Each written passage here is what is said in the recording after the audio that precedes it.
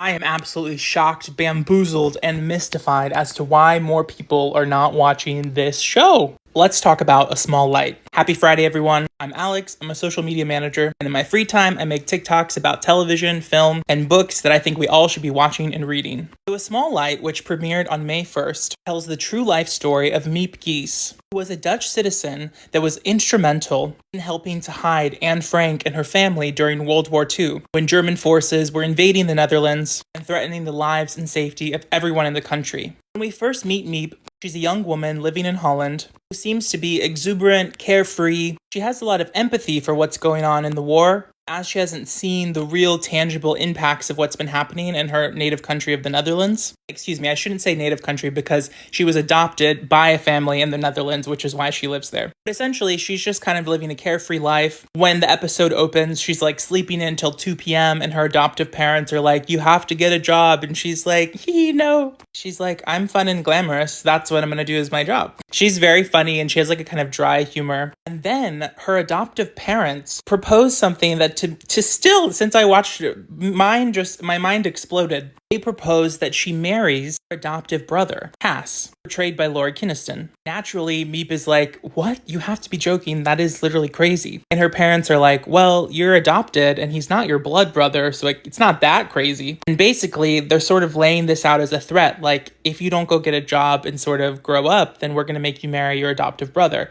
And so Miep is like, good God. So later that day, her and her adoptive brother Cass are joking about it, and he's like, "Listen, I'll help you write your CV. It's okay. We're going to figure this out together." They joke around with each other, and he's like, "Listen, I talked to the woman who sells jam door to door. She works for this place in downtown Amsterdam called Opekta, and I got you an interview to be a secretary." Miep nervously accepts, and she quickly proves herself useful to her boss, Otto Frank, who promotes her quickly from her jam-making duties to running the phones to basically being a partner in the business. She takes on a lot of responsibility. Now, it's important to remember that this is all a completely true story. Miep Gies is a real person, Opekta is a real business, and as we know, Otto Frank's daughter, Anne, kept a diary throughout this entire experience that was eventually read by millions upon millions of people around the world. However, at the time, Miep was just a young girl who took a job as a secretary, having no idea what would be in store for her. As the pilot continues, after a meet-cute gone wrong at a local bar, fate reunites Miep